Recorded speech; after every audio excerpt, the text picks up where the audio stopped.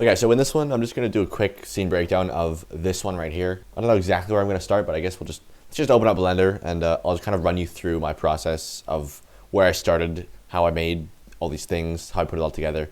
And it's gonna look a little complicated at first. It's gonna look a bit messy and like there's just stuff everywhere. I promise it's not that bad though, and I'll try to break it down in a simple way so that you can kind of understand that my workflow is actually not that complicated, even though it might look like it if you just open up the blend file and look around. So at first, here's what everything looks like. If I just turn on everything, this is what the final thing looks like. And by the way, I'm just in solid view. So this is not actually material preview, it's solid view. And I just went up to this thing up here and turned on texture mode. So this is the default. If you switch it to texture, it actually runs a lot smoother than material preview, just something I learned recently. Anyways, this is what that looks like. So like I said, it looks like a lot, but I promise it's really not that bad. And you'll see that once I break this down. The first thing I did was a bit of modeling. So I basically just took, you can see there's these pillars on the side here. Let's go to rendered view so you can actually see and follow along with this. You can kind of see there's these pillars on the side of the thing here. So all of these big concrete things, that's pretty much the only modeling I did in this entire thing. All of the other models are, I modeled them myself, but I did them in other projects and just brought them in from there. So anyways, the first thing I would have started with was, I think, this one right here. The inspiration from this came from Midjourney. I just typed in like some sci-fi pillar thing and it just gave me a cool looking thing. So I just modeled something that looked roughly like what Midjourney gave me. So that was the reference that I was using, but you can use any picture, any cool looking thing when you're modeling like that as a reference. So this even might look complicated to some of you, like if you don't have any idea how to even make something like this, that's totally okay. I have a video on modeling, it's the last one I posted, that goes very in-depth into, it wasn't sci-fi, but it was a fantasy temple modeling, and you can download a free pack from that video if you want to just download a bunch of stuff. But it goes very in-depth and shows exactly how I do my modeling, and it's the same exact thing here, just in a sci-fi context versus a temple context. So it's, as usual, it's just a bunch of separate pieces that are actually all pretty simple shapes. It's basically just a bunch of cubes and some cylinders, like half cylinders, that are stretched out, and like basically just put a free texture on it from textures.com, and that's it. It's just that right there. And then I did that one more time, just repeated the same process with a different type of thing. And then I actually just thought it looked cool if I combined those two things together. So I'll just go to this one over here.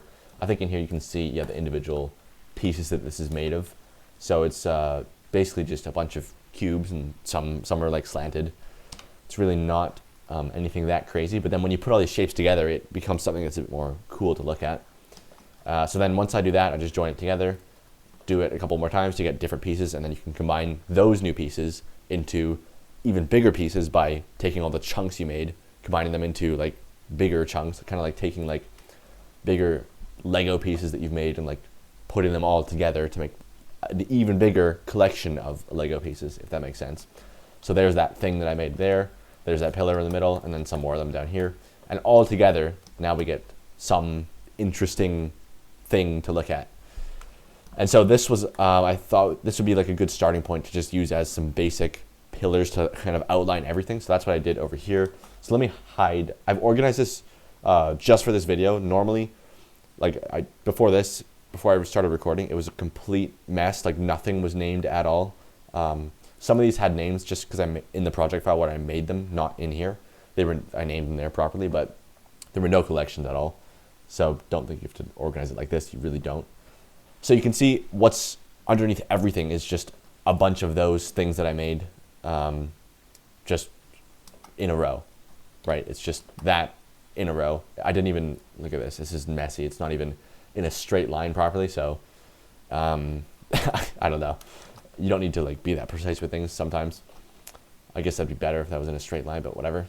Anyways, once you have a big chunk of models like that, it's really easy to just throw an outline together of like the kind of thing you want. So at first I was going for like a sci-fi temple kind of thing, but turned it into something else. But you can see just by lining these up and then throwing on some lights, which I'll talk about in a second, all of a sudden now we're starting to have something that looks somewhat interesting. That right there, as soon as you see something that's like, oh wow, this is starting to look kind of cool, it gets a lot easier to just keep working on it, and all of a sudden you get motivated to like actually put more work in, and it starts flowing from this point.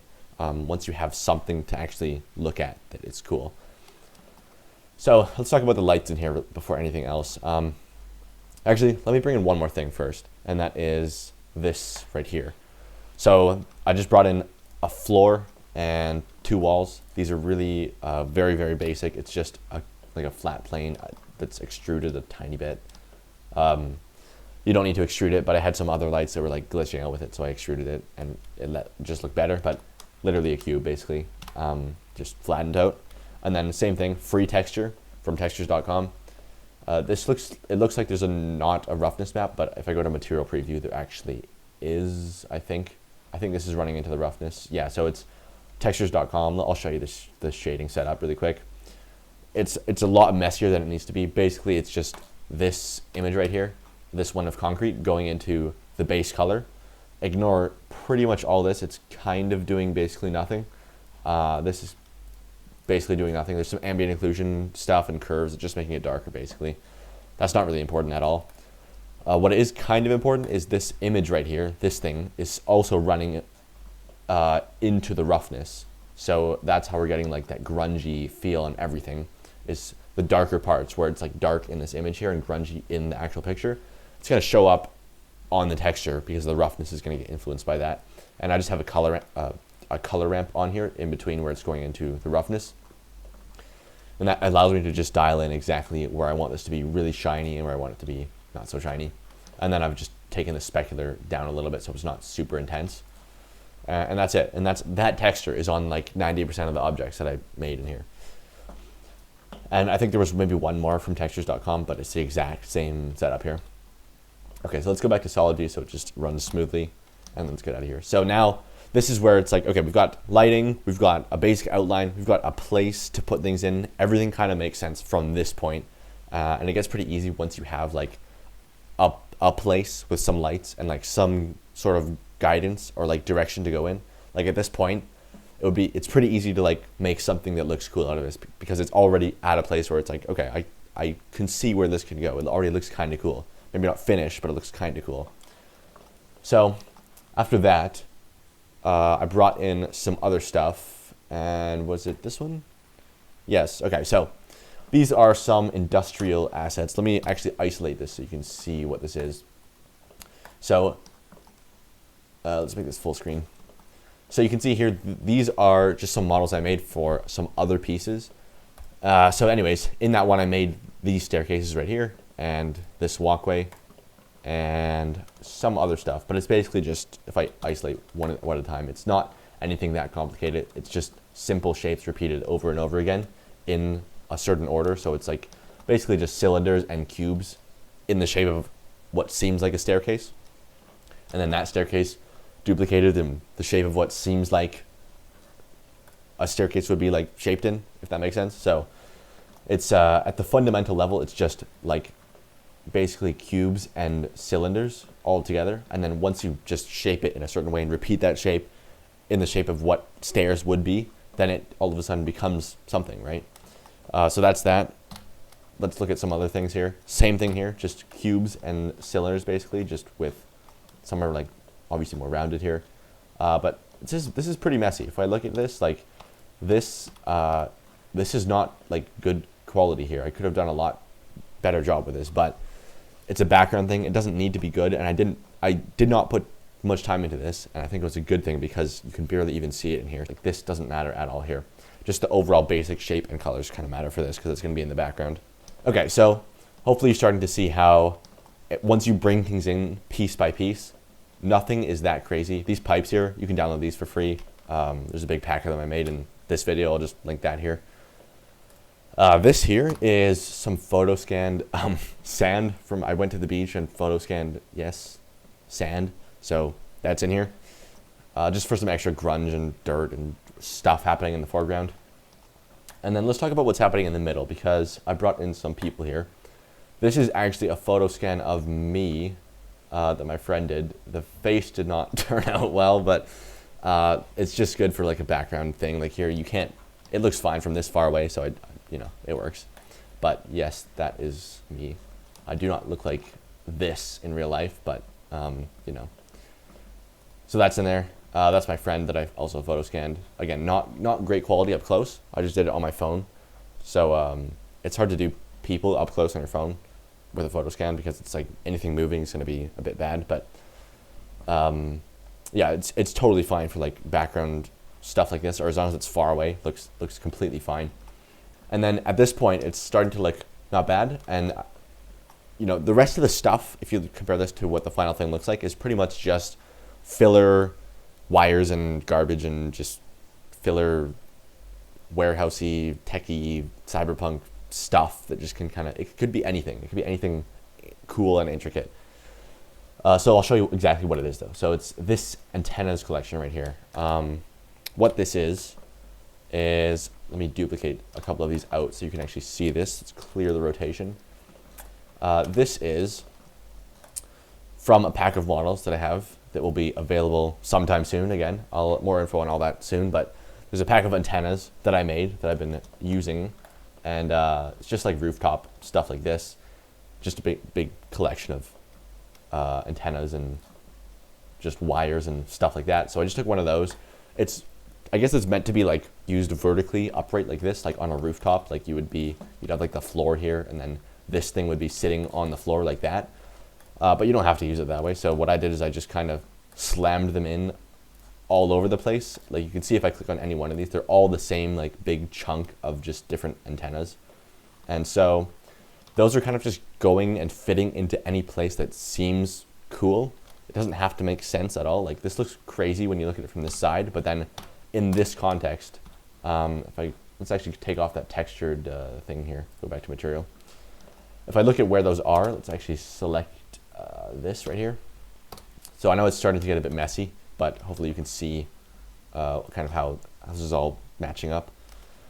So basically there's no real science to this. I was just kind of chucking them, like they're intersecting with all the other geometry here. Like it's really messy. It's kind of just slapped in there in any places that seem like they look cool.